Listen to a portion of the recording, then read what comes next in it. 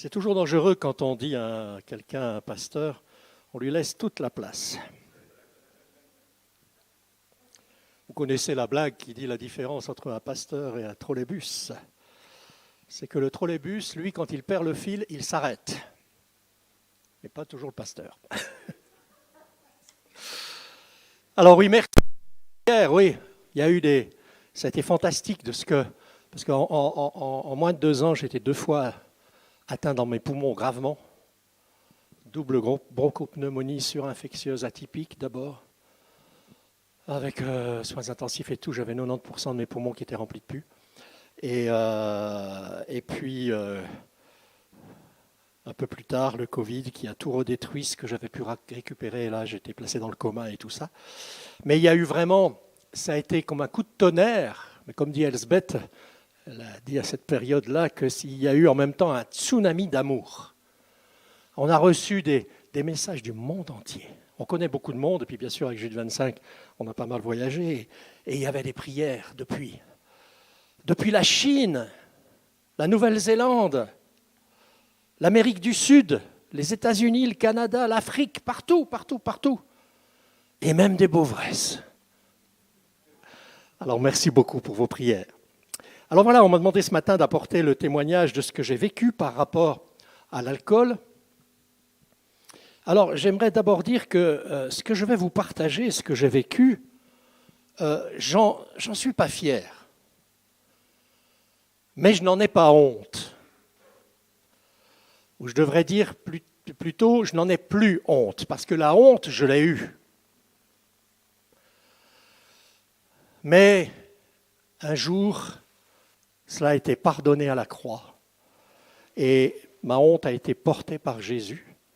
Et il m'a pardonné. Et si j'en parle aujourd'hui,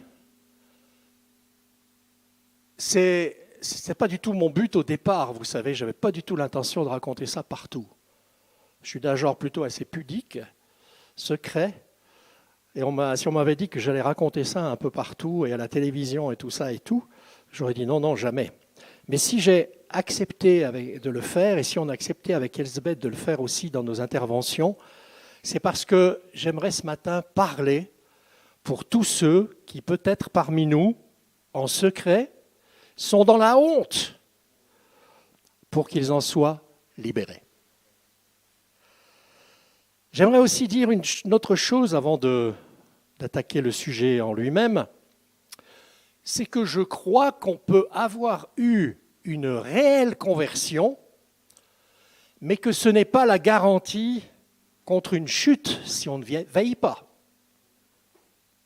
C'est dans 1 Corinthiens 10, verset 12, que celui qui croit être debout fasse attention à ne pas tomber. Alors bien sûr, il y a 2 Corinthiens 5, 17 qui est un de mes versets préférés. Si quelqu'un est en Christ, il est une nouvelle créature. Les choses anciennes sont passées, voici, toutes choses sont devenues nouvelles. Oui, on est une nouvelle création, une nouvelle créature quand on vient à Jésus. Mais après, on continue de vivre. Il faut vivre en nouveauté de vie. Mais on n'est pas à l'abri de chute si on ne fait pas attention. Mais j'aimerais aussi inverser les choses. Ce n'est pas parce que quelqu'un chute que ça veut dire qu'il n'a jamais été converti. Ça, c'est très important. Alors, on est tous d'accord sur le fait, oui, on peut être converti, mais on peut chuter, oui. Donc, ce n'est pas parce que quelqu'un chute qu'il n'a jamais été converti. Et j'insiste là-dessus parce que ça me fait tellement mal combien de fois quand j'entends des personnes qui vivent des problèmes, des chrétiens qui vivent des problèmes difficiles, particulièrement dans les couples, et qu'il y a l'un ou l'autre qui ne va pas bien du tout. Et j'entends souvent l'autre qui dit « Ah, je me demande s'il a jamais été converti ou si elle a jamais été convertie. » Ça me hérisse les poils, ça. Je dis « Stop, ne dis pas ça !» Parce que là, tu donnes une main tendue au diable qui va venir lui rappeler ça à l'oreille et qui va lui dire « Tu te rends compte, c'était de la bêtise tout ce que tu as dit. Tu n'as jamais été converti. » Non. Si on est né de nouveau, attention à ne pas tomber. Mais si on est tombé, on peut se relever. Et ça ne veut pas dire qu'on n'est jamais né de nouveau. Un verset que j'aimerais lire qui va particulièrement par rapport à ce sujet de la dépendance à l'alcool. Donc moi j'ai été dépendant à l'alcool pendant de longues années. Mais ça s'adresse à toutes les dépendances, ce que je vais dire, parce que c'est pareil, c'est le même principe pour tout. C'est dans 2 Pierre, chapitre 2, verset 19. « L'homme est esclave de tout ce qui a triomphé de lui. » Une autre version dit « Chacun est esclave de ce qui le domine. » Alors, il y a certaines parties de ma vie que je ne vais pas trop m'y attarder parce que tous les détails sont dans le livre, mais quand même situer que j'ai eu le grand privilège de naître dans une famille chrétienne. Je viens du nord de la France, je suis maintenant français et suisse, un français suicisé, et je viens des corons de mineurs. Qui a vu le film Bienvenue chez les Ch'tis? Vous l'avez vu? Eh bien, je suis un ch'ti. Si jamais à la fin, vous pourrez me toucher gratuitement. Vous pourrez dire, j'ai touché un ch'ti. Mes mains sont propres, elles ne sont pas pleines de charbon. Et j'ai grandi, toute ma famille était mineure. Et on était très heureux, très heureux. Alors, dans une église là-bas, il y a eu un grand réveil dans les églises du Nord et de la Belgique. Et mes parents ont donné leur vie au Seigneur et m'ont élevé dans la foi. Et donc j'allais à l'église. On n'avait pas de télévision à l'époque. Donc notre vie, c'était l'église. Et j'aimais le Seigneur quand j'étais enfant. Et à l'âge de 9 ans, je sentais déjà l'appel de Dieu pour servir Dieu. Je me rappelle qu'à l'époque, je disais, je veux être ambassadeur pour Christ. Et puis voilà, les années ont passé, je suis entré dans l'adolescence et à l'âge de 13 ans, j'ai toujours été assez précoce dans certaines choses. Et à l'âge de 13 ans, je me suis révolté. Quand j'avais 13 ans, c'était en plein mai 68. Donc vous pouvez calculer l'âge que j'ai. Et je me suis laissé embarquer dans cette vague de contestation. On était contre tout. On ne savait pas toujours contre quoi on était, mais on était contre. Bon. Quelquefois, c'est un peu la même chose aujourd'hui quand on regarde la télévision. Mais voilà, j'étais contre. Notre devise, c'était « Il est interdit d'interdire ». Et alors, j'ai rejeté, je devais toujours aller à l'église, mes parents étaient très stricts là-dessus, mais j'en ai fait voir de toutes les couleurs à mon pasteur de l'époque. Quand je l'ai revu quelques années plus tard, il avait des cheveux blancs et je me suis dit « Je suis certainement responsable d'une certaine quantité de ces cheveux blancs ». Je ne vais pas vous dire tous les détails, bon les jeunes sont partis, mais de tout ce qu'on faisait, mais bon bref. Mais pour moi c'est aller loin, très loin. Alors bien sûr c'était l'alcool, vous savez dans le Nord. C'est vrai qu'il fait souvent mauvais, pas toujours mais souvent. Et une des occupations préférées, ben voilà, c'est la boisson. Le lever de coude, on est champion de lever de coude, on n'a pas encore de médaille olympique parce que ça n'existe pas encore, mais je suis sûr qu'on serait champion. Et alors l'alcool, les bars et tout ça et tout. Je me suis lancé dans la musique. Bon, je jouais déjà de la musique avant. Mais là, je me suis mis à apprendre la guitare. Et moi, j'ai appris la guitare pas sur les Alléluia. J'ai appris la guitare sur les Rolling Stones, sur Black Sabbath, sur Led Zeppelin et tous ces groupes-là. Le morceau préféré que je jouais, c'était Sympathy for the Devil des Rolling Stones, Sympathie pour le diable. Et je me laissais imprégner par ça. Maintenant, je peux l'écouter, ça ne me fait aucun problème. Mais à l'époque, je me laissais imprégner par ça. Et toutes ces choses-là me détruisaient. Je prenais des médicaments qui touchaient aux stupéfiants. Je prenais beaucoup de ces médicaments, j'en ingurgitais pour oublier.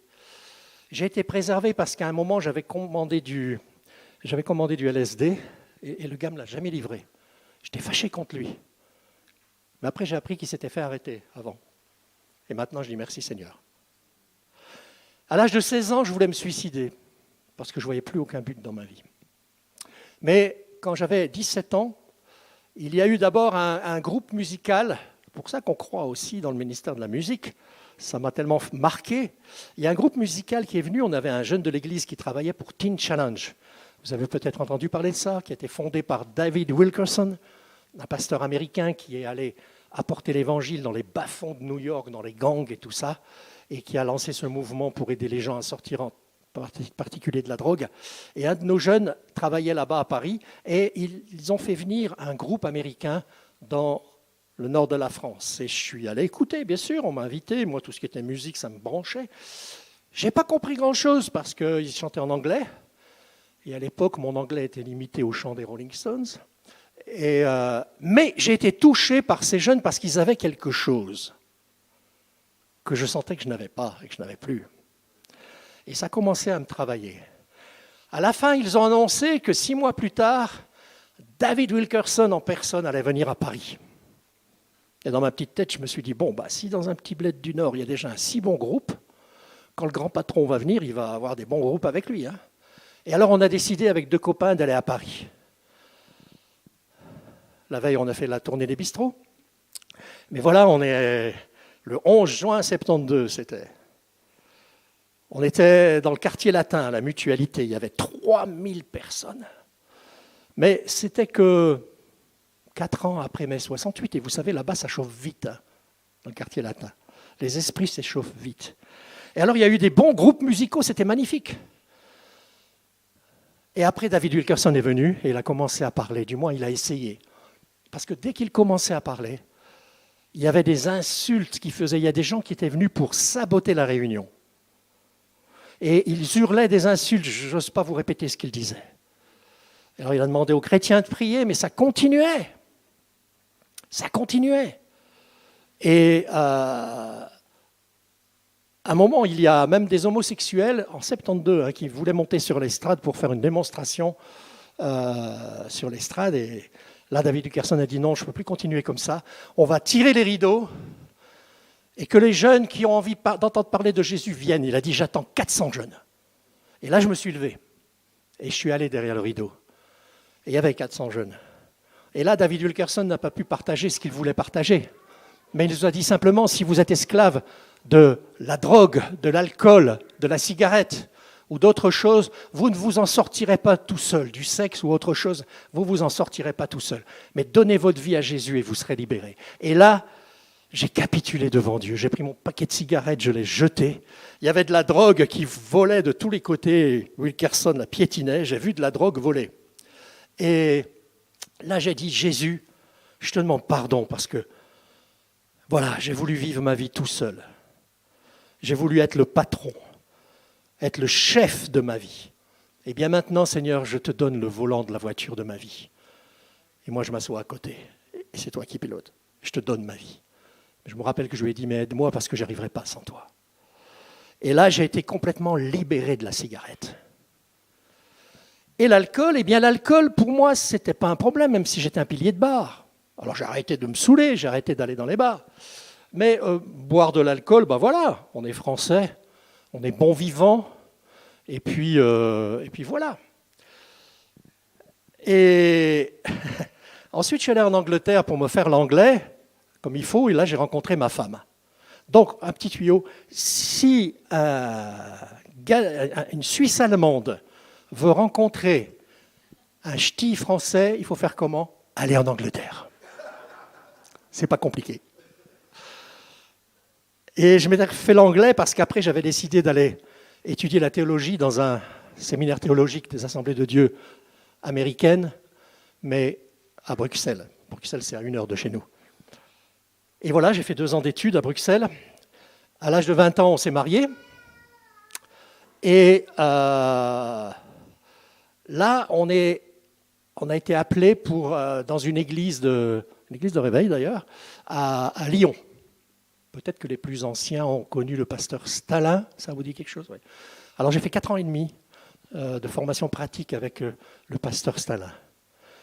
Et c'était intense, hein. Vous savez que Claude Stalin, il était formidable. J'avais déjà, moi, la fibre d'évangéliste, mais lui, il a encore su la développer encore plus parce qu'il l'était, lui. Dès qu'il voyait une salle vide, il la louait pour faire des réunions. Ce qui fait que Claude Stalin et moi, on avait à nous partager par semaine 11 réunions. Et puis à l'époque, vous savez, c'était pas toi tu vas à cette réunion et moi à celle-là, sauf quand c'était en même temps, bien sûr. Mais on allait aux réunions les uns des autres, donc on était très très pris. En plus de ça, j'étais responsable, c'était une église de 400 personnes, j'étais responsable d'un groupe de jeunes de 120 jeunes. J'avais commencé un groupe de chant un peu comme le nôtre, et j'avais la chorale, une chorale. Ce qui fait que Elsbeth me voyait presque jamais. On a eu notre premier enfant, j'ai eu des papas quelques jours avant mes 21 ans, mais elle ne me voyait presque pas, et elle a fait une sorte de dépression. Et je n'ai même pas eu le temps de la remarquer. Je ne l'ai même pas remarqué, je l'ai su après coup. Mais c'était vraiment très formateur, hein, tout ça. Mais un jour, il y a un ami qui est venu nous visiter, et il était cuisinier, cet homme. Et il m'a dit, mais il est resté quelques jours chez nous, puis il m'a dit, dis donc Dominique, je vois que c'est pas évident d'être pasteur. Hein, tout le monde s'imagine que le pasteur travaille que lorsqu'il est debout derrière l'estrade, mais ce n'est pas le cas. Hein. Alors tu sais, pour te détendre, tu devrais prendre un petit whisky orange. Tu prends du whisky avec un peu de sirop d'orange, quelques glaçons, et tu verras, c'est bon et ça détend. Vous voyez, je vous donne même la recette. Hein. Alors j'ai essayé, et c'est vrai que c'était délicieux. Mais il m'avait dit, tu prends de temps en temps. Hein. Et moi, j'y ai pris goût. J'y ai pris goût. Et pour moi, c'était une récompense à mon travail. Un peu plus tard, j'ai été appelé, donc, au bout de 4 ans et demi, pour prendre l'église de réveil de La Chaux-de-Fonds. On y est resté 29 ans. Et ensuite, on a été 13 ans à La Riponne, ce qui fait que j'ai exercé le pastorat pendant 45 ans. Et là, c'était une église qui n'avait pas de pasteur pendant 3 ans et demi. Et le conseil n'en voulait plus. On peut se passer de pasteur, jusqu'à ce qu'il se rende compte qu'un pasteur, ça pourrait peut-être quand même rendre un petit service. Hein. Alors je suis arrivé là, j'avais 24 ans, et je me suis trouvé à la tête d'une église où les membres du conseil, c'était tous des huiles dans leur domaine. Ingénieur ceci, prof de ceci, et moi j'étais le petit bonhomme de 24 ans. Alors au début, il y avait une 50aine de personnes, l'église avait perdu beaucoup de monde. Et puis, en très peu de temps, on a presque triplé. On s'est retrouvé à 150 adultes, plus une centaine d'enfants. Alors, j'y suis pour rien, je ne commence pas à dire ça pour dire « Oh là là, il a un ministère formidable ». Non. Il y a eu un réveil. Non. Pas comme on l'entend aujourd'hui, mais j'ai simplement prêché la parole de Dieu.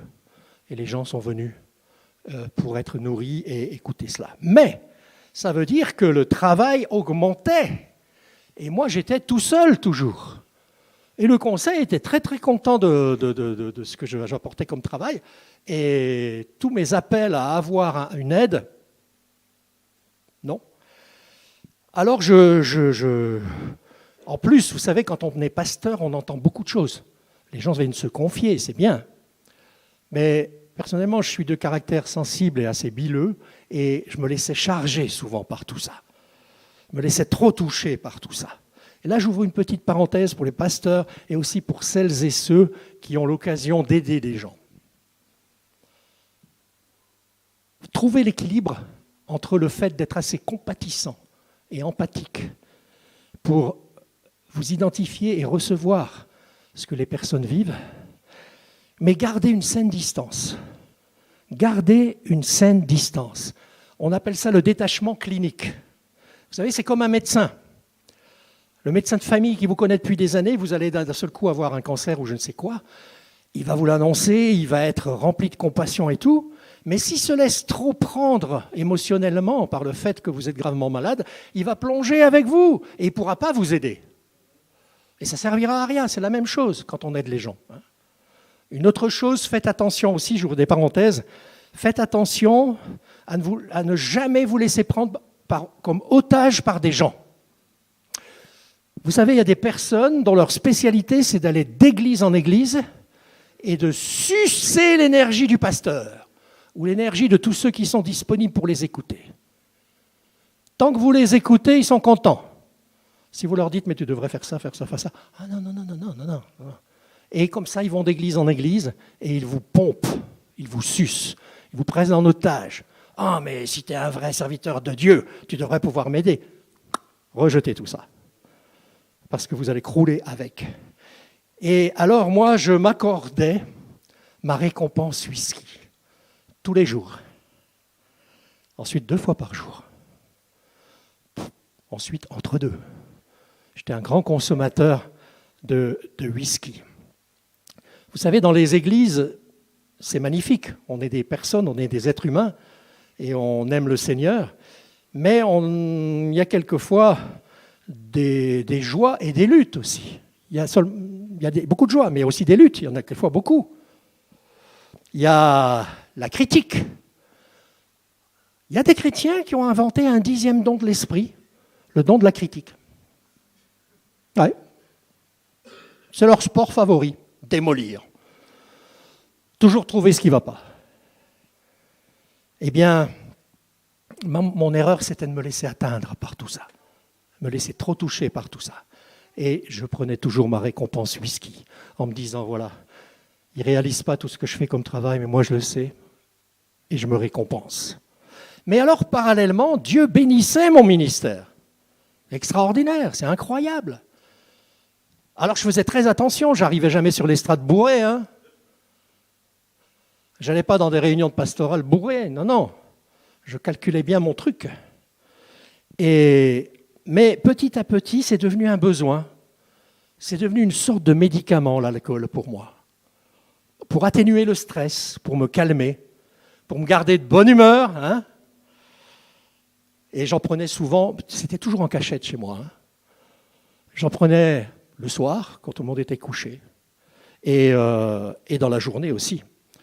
Vous vous rendez compte, dans mon bureau, j'avais mon bureau à la maison, à l'époque, et lorsque je préparais mes prédications, souvent j'avais dans mon tiroir de bureau un verre de whisky. Alors je contrôlais, j'encaissais beaucoup, j'encaissais bien, mais voilà quoi. Finalement, je suis tombé dans l'enfer de la dépendance. Parce que vous savez, la dépendance, c'est un enfer. C'est un enfer. L'homme est esclave de tout ce qui a triomphé de lui. Et lentement, mais sûrement, l'alcool a pris le dessus sur ma vie. L'alcool est patient, vous savez. Les autres choses aussi dont on peut être dépendant. J'aime pas trop faire des compliments au diable. Il y en a un que je dois lui faire. Il est patient. Il prend son temps. Il ne vient pas chez nous en disant « Ouh, je suis le diable ». Tout doucement. Je compare ça souvent, vous savez, on habite à la campagne et combien de fois ça nous arrive, on part quelque part, et qu'est-ce que je vois? Je vois dans les champs, je vois un chat qui est là, et qui est près d'un trou de souris ou d'un campagnol ou d'un mulot. Il attend. Vous repassez une demi-heure après, il est toujours là, il attend. Vous repassez une heure après, il est toujours là, il attend. Et au bout d'un moment, il y a la petite souris qui se dit « Bon, il est parti », il sort son nez et paf, il se fait attraper. Il est comme ça, le diable. Alors bien sûr, je réalisais quand même que je consommais de trop, et j'avais peur du scandale, mais j'étais aussi quand même dans le déni, pas mal.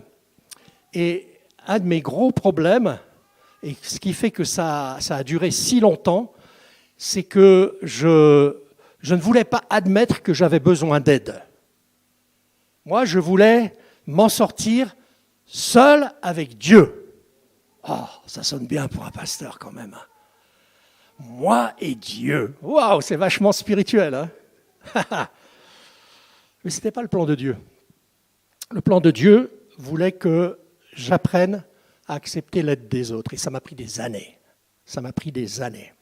Alors j'essayais de le maîtriser, j'essayais de l'imiter. Par exemple, des moments où je ne prenais rien la semaine. Seulement le dimanche et après le culte et le lundi quand j'avais congé. Mais je me trompais. Parce que le problème était toujours là. Parce que réellement, je n'arrivais pas à maîtriser. Quelquefois, je mettais l'alcool dans le placard, façon de parler, mais dès que la porte s'entrouvrait, il me ressautait à la gorge. Vous savez, si quelqu'un parmi nous sent qu'il a un peu des tendances avec l'alcool à trop l'aimer, si vous voulez tester, ça c'est prouvé médicalement, si vous voulez tester pour savoir si vous êtes en danger ou pas, eh bien il faut faire ce qu'on appelle le test des 3 semaines. Vous décidez de ne plus prendre une goutte d'alcool pendant 3 semaines. Si pendant que je vous dis ça, vous avez déjà les poils qui hérissent sur vous, c'est qu'il y a un problème. Et au fur et à mesure que vous allez le faire, plus c'est difficile, plus ça montre qu'il y a un problème. C'est un très très bon test. Moi, c'était toujours donc caché, toujours en secret. Même ma femme, vous avez vu, c'est pas une endormie, hein. Elle est pleine de vie, et puis il y en a là-dedans. Eh bien, elle n'a pas réalisé. Pendant des années, plus de 7 ans. Elle se disait, voilà, Dominique, c'est le bon vivant, voilà. Alors oui, bien sûr, il prend l'alcool, mais voilà, c'est culturel. C'est culturel, mais elle ne savait pas que c'était un problème. Un jour, on avait commencé une église à Morteau, en France, à 20 minutes de la Chaux-de-Fonds. Et voilà que j'avais pas mal siroté dans la journée, et je me prépare pour partir, et je me mets au volant de la voiture, et là, je fais quelques mètres et tout tourne. Oh là là! J'avais dépassé des limites. Je me dis, oh là là, je vais longer la rivière Le Doubs, je risque de tomber dedans, et en plus, il y a la douane, il y a la police. Je vais avoir des problèmes. Alors j'ai fait demi-tour. Je suis rentré chez moi, ma femme était très étonnée, il y avait une amie chez nous, et je lui ai dit, écoute, je vais me coucher, je t'expliquerai. Et le lendemain, je lui ai parlé, je lui ai dit, écoute, j'ai un problème avec le whisky. Alors elle était à la fois surprise que c'était un problème, mais en même temps, elle était heureuse que j'en parle. Et j'étais très très sincère, très honnête, et j'ai dit, écoute, je vais arrêter le whisky. Et j'étais sérieux, j'ai arrêté le whisky. Mais ma prise de conscience, elle était faussée. Parce que j'ai parlé du whisky, je n'ai pas dit j'ai un problème avec l'alcool.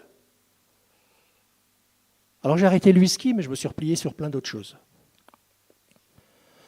À l'époque, je ne sais pas si ça se fait toujours, mais dans le canton de Neuchâtel, on trouvait dans les grands supermarchés du très bon vin de Neuchâtel, un peu pétillant, excellent quand il est bien frais. On le trouvait en litres pour pas cher.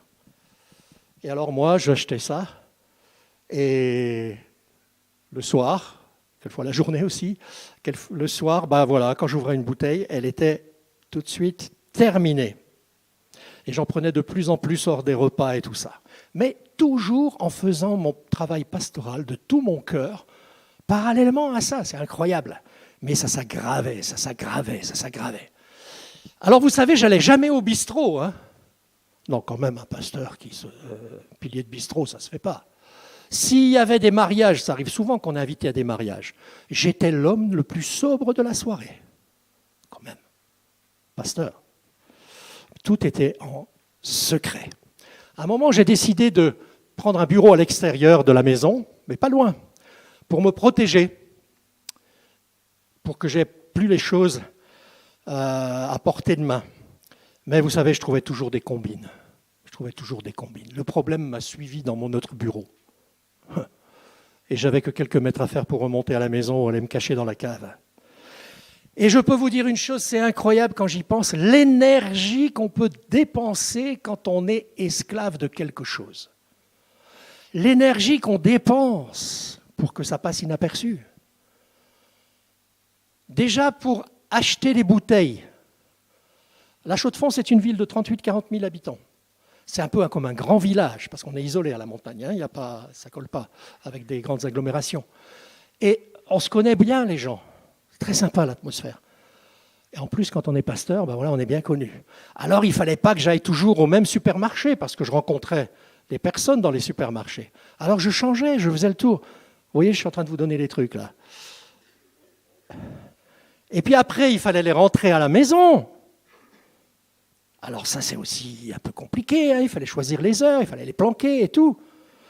Mais vous savez, rentrer des bouteilles pleines, c'est une chose. Mais sortir les bouteilles vides, c'est une autre chose. Ça résonne beaucoup plus. Ça fait beaucoup plus de bruit. Alors, il faut choisir ces moments, et puis gling, gling, gling, oh là là là là. Puis à l'époque, ils avaient commencé à mettre, vous savez, c'était moins moderne que maintenant, ils avaient commencé à mettre des grands containers en métal au coin de certaines rues pour jeter les bouteilles. Alors voilà, j'allais, et puis je me disais, pourvu que le container soit pas vide, ça fait plus de bruit. Et puis souvent, j'arrivais, schling, bling, bling, oh là là là là là. Pourvu que je rencontre pas un chrétien ou une chrétienne. Et quelquefois, je rencontrais un chrétien ou une chrétienne de l'église. Puis moi, je disais, on a eu beaucoup de visites cette semaine. Hein. C'est usant. C'est usant. Et en plus, maintenant que ma famille était au courant, je rendais ma famille malheureuse. À l'église, eh bien, je cachais ça. Personne ne savait, sauf au fil du temps, quelques personnes qui ont été mises dans la confidence. quelques exceptions. Alors vous savez, je ne faisais pas ça par duplicité, même si je vivais une double vie. D'ailleurs, j'étais invité à la télévision suisse romande, suisse romande, mais à la télévision française, dans une émission avec Sophie Davant, où le thème c'était « Ils ont vécu une double vie ». J'ai dit oui, j'accepte tout de suite parce que c'était le cas. Mais je ne faisais pas ça volontairement par duplicité. Je ne voulais pas être un scandale. Et il y avait un tiraillement en moi parce que j'avais le désir de faire la volonté de Dieu. J'étais appelé de Dieu. Mais j'étais prisonnier de ce truc-là. Combien de fois je pensais à Samson. Samson qui était un homme loin de Dieu. Et lui, il avait une dépendance, c'était les femmes. Et on sait comment il a fini. Et je me disais, oh là là, je ne veux surtout pas ressembler à Samson. Et combien de fois le dimanche matin, je me levais et j'allais dans la salle de bain. Et voilà, j'avais forcé sur la bouteille la veille. Et je voyais mon visage boursouflé, mon nez qui commençait à bleuir. Alors j'avais un avantage, c'est que j'ai eu des problèmes de peau pendant des années, et alors je pouvais me mettre de la crème un peu légèrement teintée pour cacher ça, et ça passait inaperçu. Mais je voyais mes yeux injectés de sang, et j'étais pas bien. Et j'étais là et je priais en disant, mais Seigneur, dans 1 heure je prêche devant l'église, devant 150 personnes. Seigneur, ils n'ont pas choisi d'avoir un pasteur alcoolique. Ils n'y sont pour rien. Seigneur, tu m'as donné un message sur le cœur pour leur partager ce matin.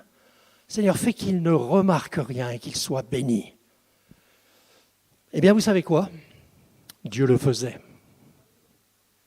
Dieu le faisait. Surprenant, hein ? On dit quoi ? Mais Dieu tolère le péché ? Non. Non. C'est parce que Dieu voyait d'avance.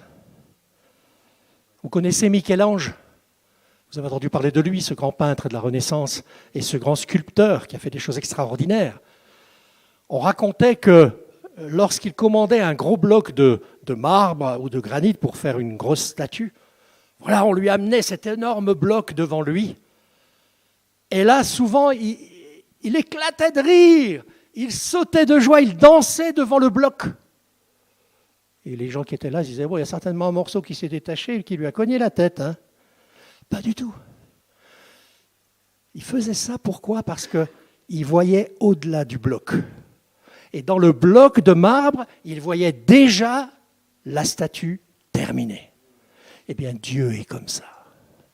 Et si Dieu a été si patient avec moi, c'est parce qu'il voyait déjà qu'il allait pouvoir m'en délivrer. Et que je pourrais être aussi une aide pour d'autres personnes. Elsbeth, en plus on avait Jude 25, il n'y avait pas seulement l'église, il y avait Jude 25 et on était un impact sur des milliers de gens. Et je m'en rendais compte. J'étais conscient que je mettais mon travail et mon ministère en péril. À un moment, Elsbeth en a parlé à quelques-uns de mes collègues. Alors vous savez, les églises de réveil, on a une pastorale magnifique. Lorsque j'y suis arrivé à l'âge de 20 ans, on était toute une équipe de pasteurs qu'on avait le même âge. Et on est devenus pas seulement des collègues, mais des amis. D'ailleurs, en ce moment, la même équipe vient de prendre tous sa retraite. Hein. Alors, mais heureusement, il y a de la relève, alléluia. Et alors, ils m'ont demandé d'aller les voir. Et je suis allé les voir. Pour ceux qui connaissent, il y avait Robin Rive, qui était mon pasteur stagiaire à côté de moi. Il y avait Jean-François Bussy, Roland Ostertag. Et là, voilà, ils m'ont demandé des explications. Et j'ai essayé de les rassurer, tout ça. Mais ce qui a été formidable, c'est que je n'ai pas senti de jugement chez eux. Je n'ai pas senti de condamnation. Et ça m'a aidé. Et pendant quelque temps, j'ai un peu plus contrôlé les choses, mais après, ça a recommencé. Et ça devenait grave. Vous savez, je commençais à avoir des hallucinations, moi. Je n'étais pas loin du délirium. Je voyais des bêtes qui marchaient sur les murs la nuit. Des sortes de lézards, de salamandres. Et je savais ce que ça voulait dire. Et le problème, c'est que je priais sincèrement, toujours en pensant que c'était moi et Dieu qui allons nous en sortir ensemble. Je priais sincèrement, Seigneur, tu crées la volonté et la force de faire. Aide-moi. Et rien ne se passait, apparemment. Et j'ai même commencé à être fâché contre Dieu. Vous vous rendez compte? Commencé à être fâché contre Dieu. J'étais gonflé quand même. Hein. Quel Dieu d'amour on a, quel Dieu patient, quel Dieu de grâce. Et à un moment, c'est terrible ce que je vais vous dire, mais c'est la réalité. Je me suis dit, ça ne peut pas continuer. Je ne peux pas continuer à faire souffrir ma famille comme ça et tout. Et je vais me suicider. Mais je me dis, bon, si je me suicide, ma famille sera tellement triste. Ma femme, mes enfants, de ne pas avoir pu aider leur mari et leur papa. Alors, il n'y a qu'une seule solution. Je vais acheter une arme avec un silencieux et dans leur sommeil, je vais les liquider. Et je me tuerai après. Vous vous rendez compte? Vous voyez ce qu'un petit verre, ça peut amener? Ou ça peut nous amener juste un petit coup, hein? Santé! Tu parles santé. Ça nous détruit la santé. Ça serait un autre domaine. Je pourrais vous parler de toutes les choses médicales et scientifiques prouvées là-dessus. C'est incroyable. L'alcool est la pire drogue qui existe, vous savez. Il est plus dur de se libérer de l'alcool que de l'héroïne. Alors, heureusement, je n'ai jamais fait ça. Et heureusement, il y a eu plusieurs événements qui se sont enchaînés. Et un frère d'Elsbeth était pasteur d'une église de réveil à Fleurier. Et Elsbeth lui en a parlé. Et il m'a conseillé d'aller voir une dame. La première personne qui m'a aidé, c'était une femme. J'aime la femme d'une manière générale. Hein, Dieu nous a créés les deux. Hein, et puis c'est pas la peine d'essayer de trouver qui a sa place, qui est plus important ou pas. Petite parenthèse, moi quand on me dit ça, je leur dis, je dis, qu'est-ce qui est le plus important dans une montre? La petite aiguille ou la grande aiguille? Les deux. S'il n'y en a qu'une, bah, on saura l'heure qu'il est. S'il n'y en a que la grande, on saura les minutes qu'il est, mais on ne saura pas l'heure. Mais c'est la même chose, peu importe là. C'est une question d'être à sa place. Bon, bref, là c'est une femme qui était... Bah, vous connaissez en Suisse, hein, quand on dit ça en France, ils sont étonnés de savoir qu'il y a des religieuses protestantes, les sœurs de Saint-Loup. C'était une sœur de Saint-Loup, une personne d'un certain âge déjà, et qui, sœur Odette, pour ceux qui la connaissent, et qui est absolument extraordinaire. Elle aide les personnes, elle va dans les fêtes et tout ça pour aider les personnes qui sont sous l'emprise de l'alcool ou de la drogue et tout ça. Et je suis allé la voir. Et elle m'a aidé. Pendant 6 mois, je suis allé la voir régulièrement, toutes les semaines. Et là, elle me parlait, d'abord, elle ne prononçait jamais le mot alcool, elle disait le produit. Puis après, elle m'a passé un livre les plus âgés se souviendront peut-être, d'un prêtre catholique qui était chanteur en même temps. Le père Duval. Quelqu'un a entendu parler de lui? Il allait sur les routes sillonnées pour annoncer l'évangile. Et quand il rentrait chez lui, il conduisait d'une main, il avait la bouteille de whisky de l'autre. Et là, je me suis reconnu. Il a fait des cures de désintoxication, il en est sorti. Et je me suis un peu reconnu en disant, tiens, on a des points communs. Mais moi, faire une cure de désintoxication, jamais. Partir loin de ma famille. J'étais en train de détruire ma famille, mais pour moi, c'était quelque chose de tellement précieux. Et il y a eu une chose qui a été organisée dans l'église. On m'a demandé l'autorisation de le faire, d'inviter plusieurs églises, pour faire un cours qui s'appelait Racines et fruits. Trouver les racines selon les fruits qu'on produit, bons ou mauvais. Alors moi, j'ai toujours été un peu prudent avec une certaine psychologie. Mais là, j'ai accepté. Puis bon, vu que j'avais accepté, il fallait bien que j'y aille. Ça l'aurait foutu mal quand même. Alors j'y suis allé à reculons, mais j'y suis allé quand même. C'était bien. Et on avait des petits groupes après où on se réunissait. J'aime pas trop les petits groupes parce que là, on est plus ciblé. Hein. Alors, mais chacun commençait à exposer ses problèmes. Moi, j'ai fait un petit peu, mais pas trop, hein, surtout pas. Mais ça m'a touché de voir qu'il y avait d'autres pasteurs, d'autres serviteurs de Dieu, d'autres membres de conseil et tout ça qui étaient aussi en lutte avec des problèmes. Et surtout, il y avait une personne qui était là, Jean-François, que j'ai bien accroché avec lui. Et ça a eu une importance pour après. Un jour, un membre de l'Église qui était au courant de mon histoire et qui était plein d'amour pour moi, m'a conseillé de voir un spécialiste en alcool qui était chrétien, Bertrand Nussbaumer. Et il a fait le chemin depuis Neuchâtel pour venir à la Chaux-de-Fonds. Et là, il m'a parlé, tout ça et tout, dans mon bureau. Mais il employait un mot qui avait du mal à passer chez moi. Abstinence. Waouh! Alors je réagissais pas trop pour pas lui montrer, mais en moi-même, je me suis dit, eh, tu m'as bien regardé, toi. Un ch'ti, un gars du Nord, manger une choucroute ou un cassoulet avec du jus d'orange, non mais ça va pas. Manger du camembert avec du jus de pomme, non mais oh. Et il a remarqué, hein. Et quand il est parti, il a dit à Roger, c'est très grave, Dominique, il arrive au point de non-retour.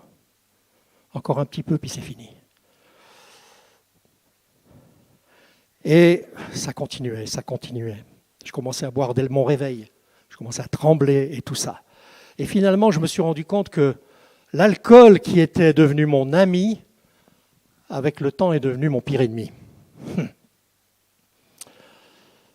Un matin, je me suis réveillé, j'avais comme une chape de béton d'une tonne sur ma tête. J'étais comme écrasé.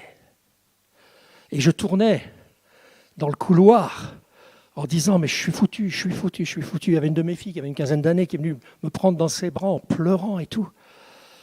Et là, j'ai quand même accepté de demander de l'aide. Et j'ai dit « je veux voir un médecin ». Mon médecin n'était pas là, il était en vacances, alors vous savez comment ça se passait. Hein, téléphone à la police et on vous oriente vers un autre médecin. Elsbeth me conduit vers ce médecin. On a dû traverser la grande avenue de la Chaux-de-Fonds, l'avenue Léopold Robert. Et là, j'étais comme paralysé. Je disais à Elsbeth, mais tout le monde me regarde. J'avais l'impression que tout le monde me voyait comme moi, je me voyais à l'intérieur. C'était pas beau. Elsbeth m'a dit plus tard que ce jour-là, elle croyait que je devenais fou. On arrive dans le bureau, dans le cabinet du médecin. La secrétaire, lorsqu'elle me voit dans quel état j'étais, elle me donne un calmant. Et ensuite, je vais chez le médecin avec Elsbeth.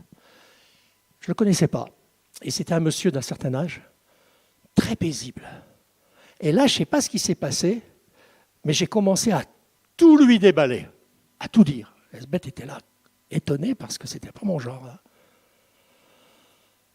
Et il ne m'a pas fait de cure d'antabuse et tout ça, il m'a donné juste des Atrium, des médicaments, pour m'aider, ça m'a aussi un peu aidé. Et j'ai appris après coup que ce médecin était un spécialiste en alcoolologie. Vous voyez comme Dieu dirige les choses. Hein.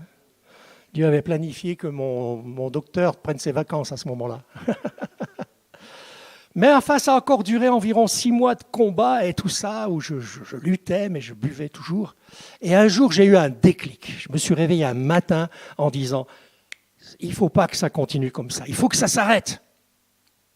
Alors j'ai téléphoné à Bertrand, l'alcoologue, et je lui ai dit, Bertrand, écoute, je veux te voir, parce que je veux signer, il faisait partie de la Croix-Bleue, mais il me recevait à titre privé, je veux signer, je veux arrêter de boire. Il m'a dit, écoute, viens demain après-midi.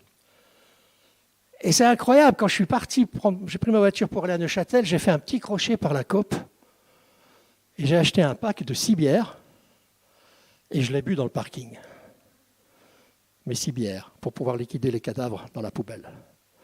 Et voilà, j'arrive chez Bertrand et je lui dis, écoute Bertrand, je veux signer à vie pour arrêter de boire.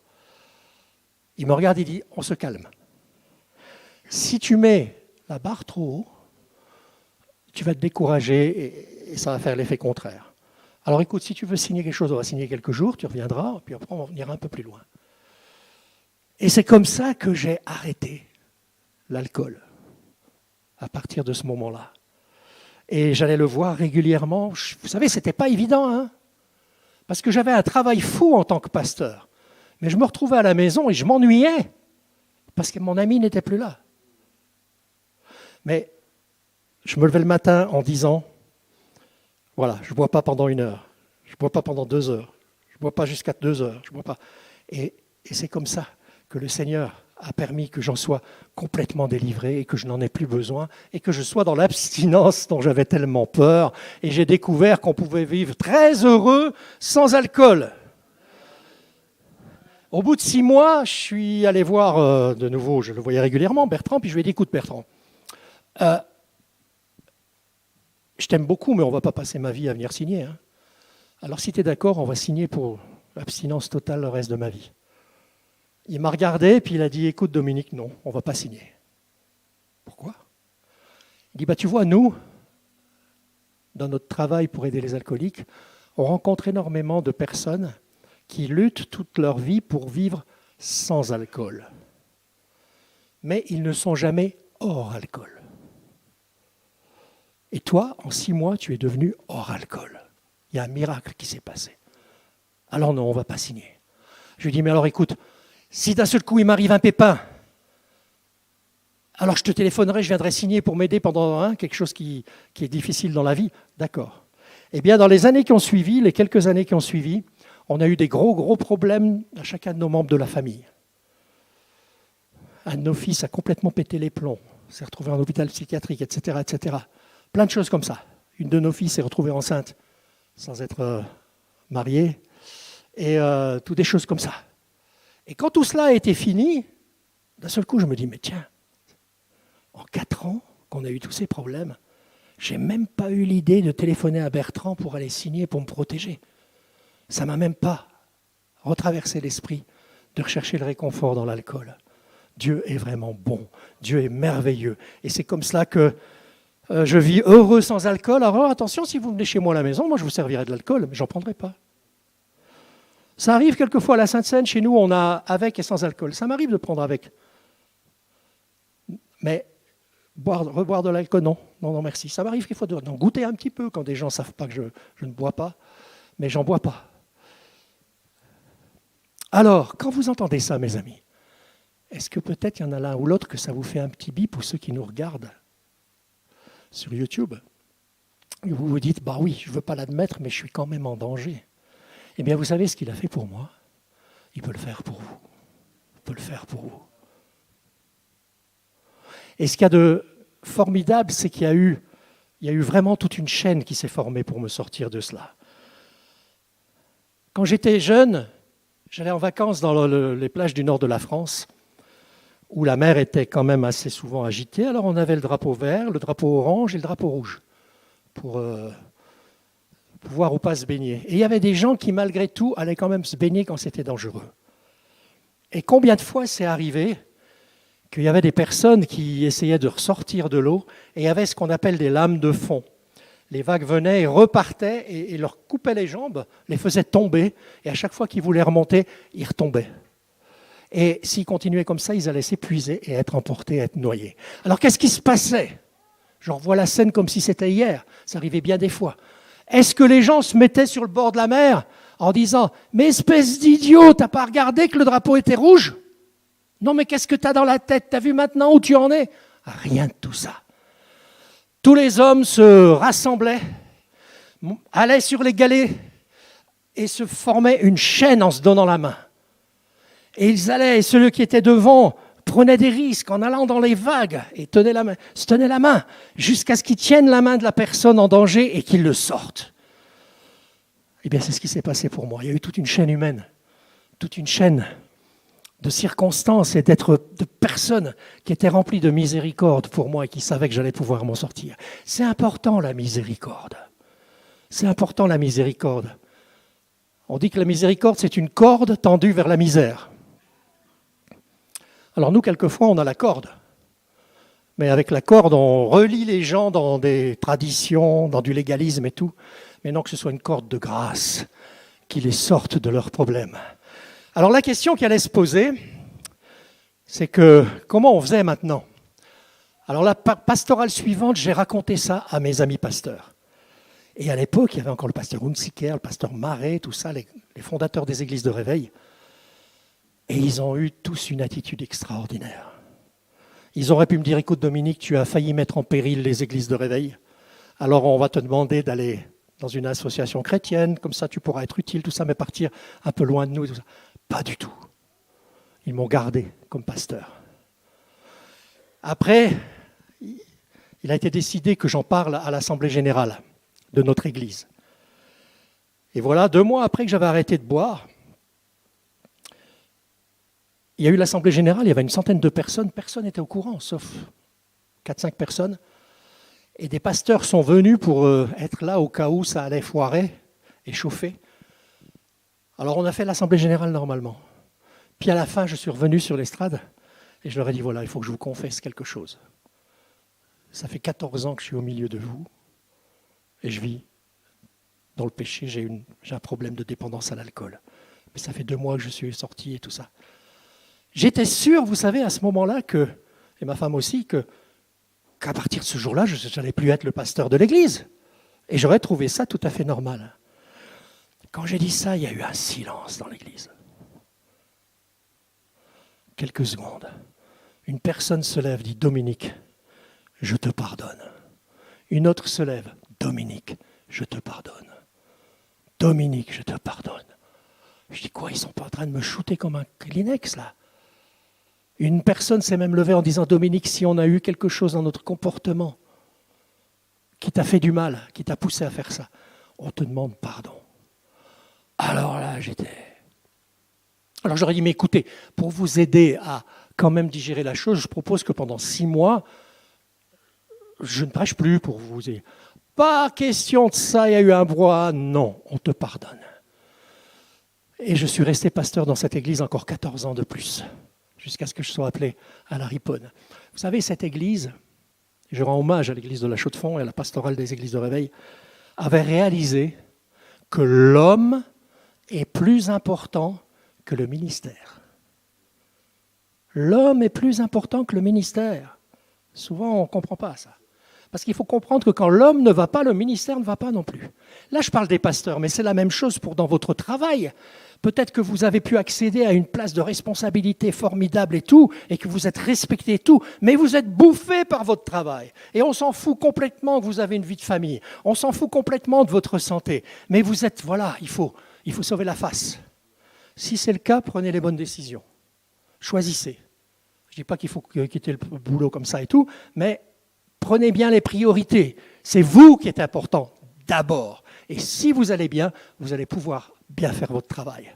Réfléchissez à ça.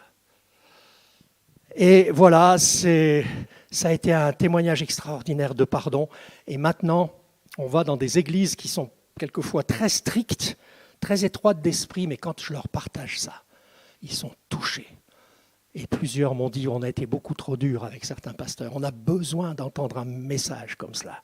On est allé dans des pays d'Afrique où un ex-pasteur m'a dit à la fin qu'il avait été rejeté, expulsé à cause de ce même problème. Et quelques mois plus tard, je reçois un email en disant, depuis votre passage, il y a des choses qui ont changé. 1 an plus tard, j'apprends que ce pasteur a été réintégré. Ah, bah ça c'est la meilleure des récompenses. Oui, Dieu est bon, Dieu est grand. Et c'est pour ça que j'en parle, et c'est pour ça que je l'ai partagé avec vous ce matin. Un jour, il y a un pasteur très connu, qui est un de nos amis, canadien, Claude Hood, je ne sais pas s'il y en a qui le connaissent, pasteur d'une très grosse église à Montréal. Il était venu partager un peu son témoignage dans une pastorale, et il nous avait dit qu'il avait grandi dans une famille avec son père alcoolique et tout. Puis à la fin, j'ai eu un entretien personnel avec lui, qu'on se connaissait bien, puis je lui ai expliqué mon histoire. Il m'a pris par le bras, je sens encore la force de son bras. Il m'a pris par le bras et m'a dit « Dominique, il faut que tu fasses des conférences, il faut que tu écrives un livre. Parce que dans les églises, la grâce de Dieu, on la connaît, mais la grâce des hommes, on ne la connaît pas beaucoup. Toi, tu as vécu les deux. Que cela puisse aussi nous interpeller et nous aider aussi à faire grâce quand il le faut. Alors avant de prier avec vous, on va vous chanter un chant que j'ai composé dans cette période où je voulais tellement mourir. Et vous pouvez pas le chanter avec nous, mais peut-être regarder les paroles, bien sûr, et méditer sur ce que ça veut dire, où je voulais tellement que Dieu me reprenne.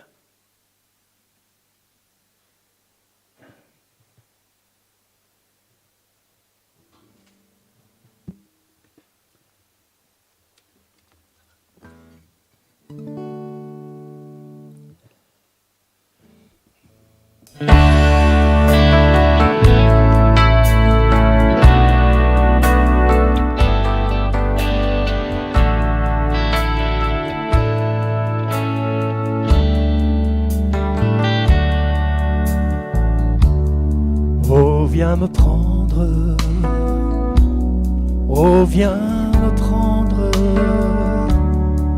emmène-moi vers le soleil. Oh, viens me prendre, oh, viens me prendre, pour être avec toi dans le ciel. J'en ai assez haie contre les choses qui veulent m'écraser. Mais tu veux que je reste encore ici un moment. Je suis d'accord, mais pas trop longtemps. Combien de temps? Combien de temps faudra-t-il encore supporter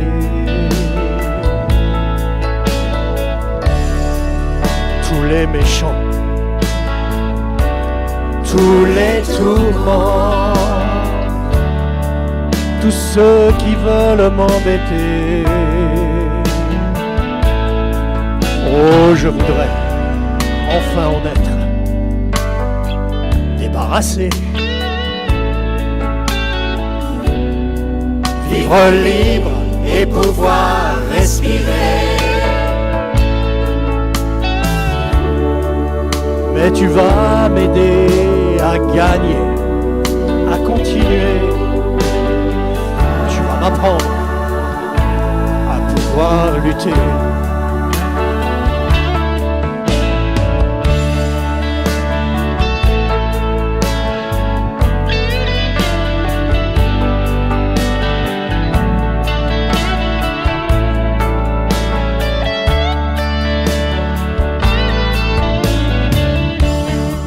Tu vas me prendre, tu vas me prendre et m'emmener vers le soleil. Tu vas me prendre, tu vas me prendre pour être avec toi dans le ciel. Je n'aurai plus jamais besoin de pleurer. Toutes mes larmes, tu les auras essuyées.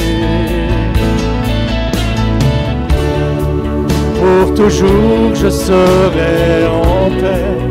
Je pourrai rester près de toi pour l'éternité. Il va me prendre, il va me prendre et m'emmener vers le soleil. Il va me prendre, il va me prendre pour être avec lui dans le ciel.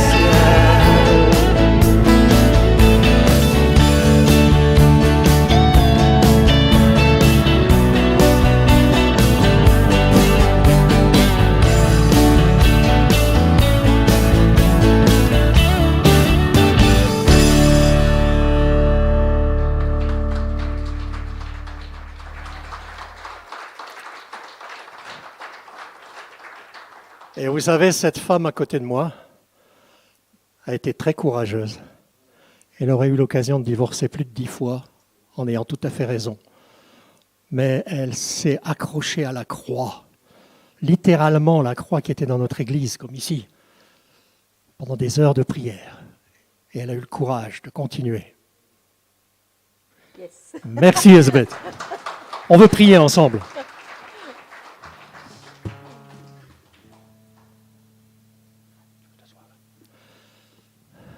On va prier ensemble. Seigneur, je te remercie. Tu vois, c'est toujours une émotion. À chaque fois que je partage ce vécu, tu es vraiment un Dieu de grâce. Tu es vraiment un Dieu de pardon. C'est extraordinaire comme tu fais. Alors moi, je sais que si j'avais moi été à ta place en tant qu'humain, j'aurais certainement réagi autrement. Mais toi, tu es Dieu. Tu es le Dieu d'amour et de grâce. Tu es amour. Et ça dépasse notre entendement. Mais tu vois ce qu'on peut devenir en toi. Tu vois ce qu'on est devenu peut-être sans toi, ou en laissant des choses s'infiltrer dans nos vies, mais ce qu'on peut devenir en toi.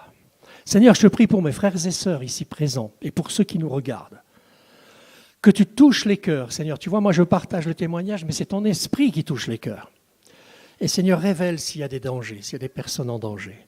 Et que tu puisses vraiment les libérer, que ce soit de l'alcool ou d'autres choses.